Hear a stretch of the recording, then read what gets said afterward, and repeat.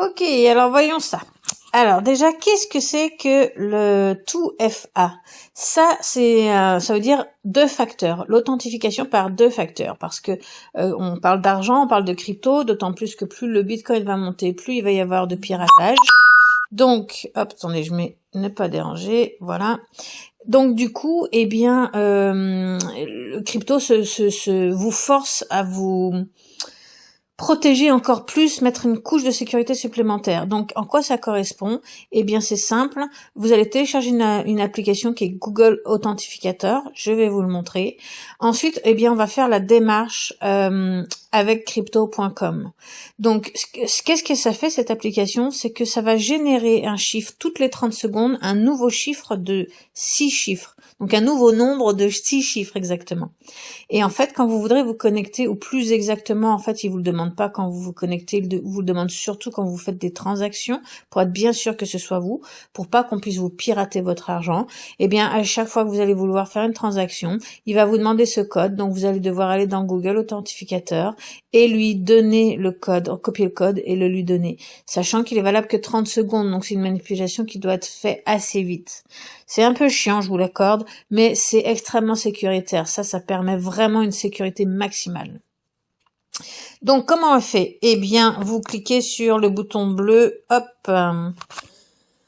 Enable 2FA, donc autoriser l'authentification à deux facteurs. Ok. Vous cliquez, vous l'activez. Donc là, il vous demande votre mot de passe pour pouvoir l'activer. Parfait. Et là, maintenant, une fois que vous avez ça, eh bien, vous allez pouvoir enregistrer. C'est très, vraiment, j'insiste, il n'y a pas assez de très important. Vous allez tout simplement copier tous les chiffres, tous les nombres qui apparaissent en dessous du code. Vous allez les copier en appuyant, en cliquant sur cette icône-là, les deux petits fichiers, cette icône ici, eh bien, vous allez cliquer dessus. Hop, et ça vous dit, ok, c'est copié. C'est très important, je le redis, d'aller l'inscrire quelque part. Alors, vous allez le mettre dans un fichier sur votre ordinateur temporairement, le temps qu'on termine de faire la démarche. Vous allez le mettre dans un fichier à l'abri et ensuite vous allez l'imprimer et l'effacer de votre ordinateur. Parce que toute personne qui a ce code peut aller vous pirater, c'est-à-dire qu'il aura accès à ces chiffres qui se génèrent toutes les 30 secondes et il pourra donc avoir accès à votre compte.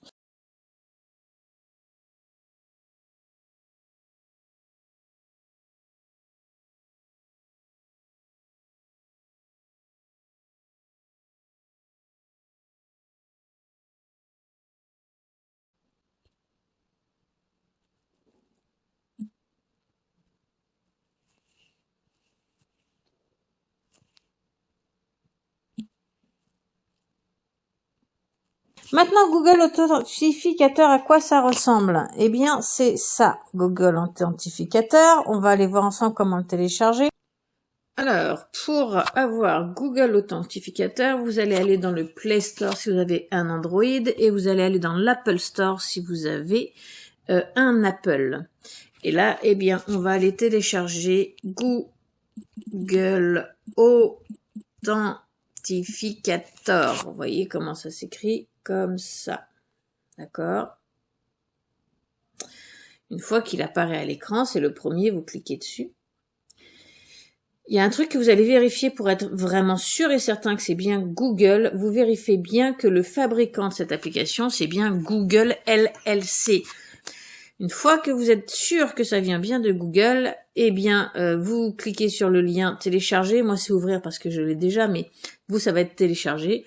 Eh bien, vous le téléchargez et ensuite, il va apparaître chez vous. Ici, voilà, comme ça. Alors, désolé pour la qualité du tutoriel, mais je peux pas filmer l'écran de Google Authentificator parce que par mesure de sécurité, il désactive toutes les caméras. Alors, je fais avec les moyens du bord, comme c'est un peu urgent.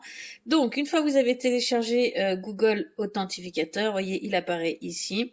Eh bien, vous allez simplement cliquer dessus. hop, et ça ressemble à ça, vous voyez. Donc moi, j'en ai déjà plein dessus. Donc vous, ce que vous allez faire, eh bien, vous allez cliquer sur le plus ici pour en rajouter un nouveau.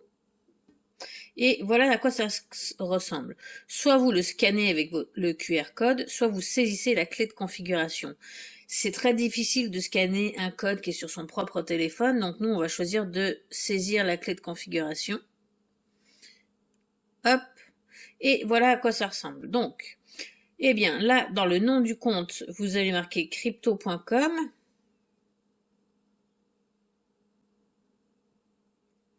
App. Marquez app pour application. Je vous explique pourquoi. Parce que si un jour vous allez sur crypto.com exchange, qui c'est une plateforme qui nous sert pour le trading, ils vont vous donner un autre code d'identification pour Google Authentificateur et du coup vous saurez pas lequel est lequel. Donc il y en a un qu'on va appeler app et l'autre qu'on va appeler exchange tout simplement. Et ensuite dans votre clé ici, eh bien vous allez aller copier. Enfin, vous allez aller coller la clé que vous avez copiée tout à l'heure dans crypto.com. Ensuite, basé sur l'heure, vous le laissez comme ça. Et une fois que vous avez fini, vous cliquez sur Ajouter. Voilà, c'est tout. Une fois que vous avez fini, ça va venir se rajouter tout en bas de votre page. Donc, vous en aurez qu'un. Hein, moi, j'en ai plusieurs. Ça va venir se rajouter là. Et c'est fini. Donc, comment ça marche? Eh bien, quand vous allez vouloir faire un transfert sur un transfert d'argent sur crypto.com, eh bien, il va vous demander votre mot de passe, mais il va aussi vous demander le code d'authentification. Et ça sera ça qu'il faudra venir voir. Donc, vous allez ouvrir Google Authentificateur et vous avez un délai de 30 secondes pour lui donner ce code. Donc, le code, vous voyez bien que il apparaît ici, hein, ça c'est le code avec 6 chiffres. Et ici, vous avez le minuteur. Donc vous voyez, on est bientôt arrivé à la fin du minuteur. Je vais le laisser tourner, vous allez voir. Une fois qu'il est terminé, le chiffre ici va changer. Boum, voilà, ça a changé. OK? Et là, on est reparti pour 30 secondes. Vous avez le minuteur qui vous indique combien de temps il vous reste. Donc là, vous récupérez ce code. Ensuite, eh bien, dans crypto.com, vous allez lui donner à ce moment-là, là où il le veut. C'est aussi simple que ça. Donc crypto.com va vous demander ce code uniquement quand vous allez rajouter quelqu'un dans votre whitelist, c'est-à-dire un contact, c'est-à-dire une adresse où vous allez pouvoir envoyer des cryptos dans votre liste blanche. Il va vous demander ça pour vérifier que c'est bien vous qui l'avez enregistré, que c'est pas quelqu'un d'autre. Il va aussi vous le demander quand vous envoyez de l'argent ou quand vous transférez de l'argent, d'accord? C'est uniquement pour des mouvements d'argent. Quand vous vous connectez à crypto.com, ça sera comme d'habitude, il ne va pas vous demander ça à chaque fois. C'est uniquement une validation pour envoyer de l'argent, pour être sûr que vous ayez bien donné le consentement de le faire. C'est chiant, je suis d'accord, mais c'est super efficace et grâce à ça, votre argent est vraiment en sécurité.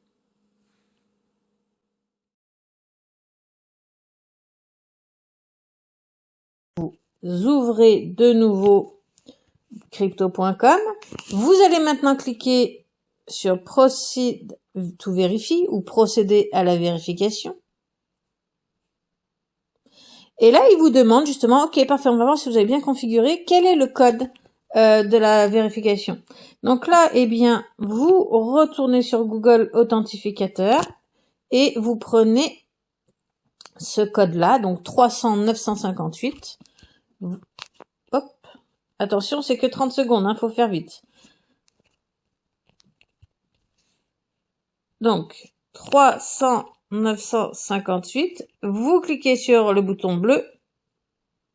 Et voilà, c'est tout, c'est fait. Parfait, vous avez réussi.